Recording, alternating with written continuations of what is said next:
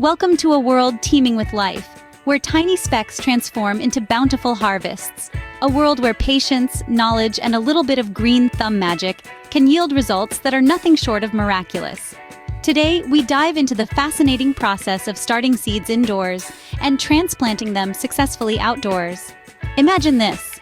You've got your hands on some fantastic seed varieties. You've got your pots, your soil, and your excitement is through the roof. You plant your seeds and wait for the magic to happen. But sometimes, things don't go as planned. The seeds refuse to sprout, or the seedlings emerge weak and spindly. Or worse, they sprout and then suddenly die off. Sounds familiar? Well, you're not alone.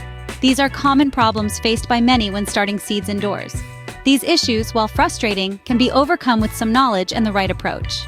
One common mistake is improper watering. Seedlings, like Goldilocks, like their water just right. Not too much, not too little. Too much water can lead to damping off, a term for a range of diseases that can cause seeds and seedlings to rot. Too little water, and the seeds won't germinate. The key is to keep the soil moist, but not waterlogged.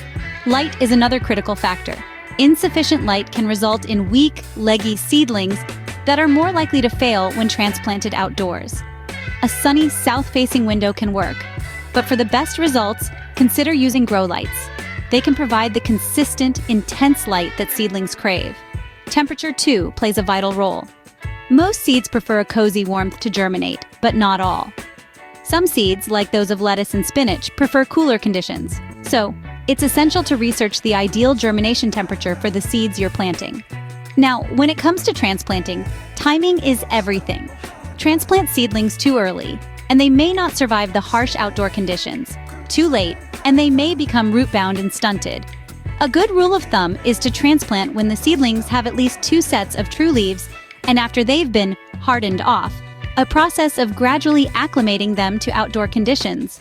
And remember, transplanting can be a shock to seedlings, so handle them gently, always by the leaves, never by the stem. And once they're in their new homes, give them a good drink of water to help them settle in. By following these tips and tricks, you're well on your way to transforming those tiny seeds into a thriving garden. So why not give it a go?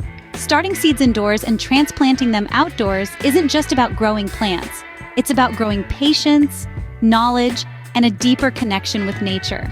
And when you do embark on this green journey, don't forget to share your experiences, because nothing beats the joy of seeing a seed sprout, grow, and bear fruit, except perhaps the joy of sharing that experience and inspiring others to do the same.